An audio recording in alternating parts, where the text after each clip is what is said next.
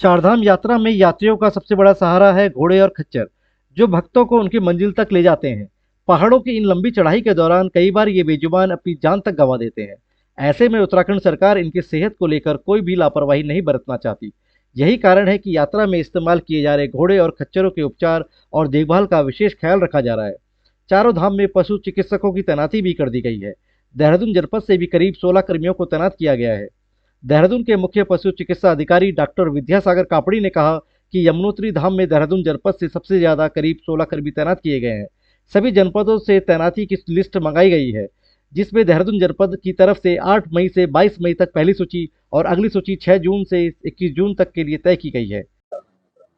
हमारे जो चार धाम यात्रा है उसमें से जो 3 धाम है, यमुनोत्री हो गया और केदारनाथ हो गया और हेमकुंड हो गया, 3 जगह के लिए हमारी टीमें हैं। तो तीनों जगह का अलग अपना-अपना अलग शेड्यूल है, अलग-अलग टीमें बनी हैं। जहाँ तक यमुनोत्री में सबसे ज़्यादा हमारी टीम लगी हुई है। यमुनोत्री में 16 कार्मिक हमारे लगे हुए हैं और जो अलग-अलग शेड्यूल है उसमें मैं 8 मई से 22 मई तक का पहला शेड्यूल है।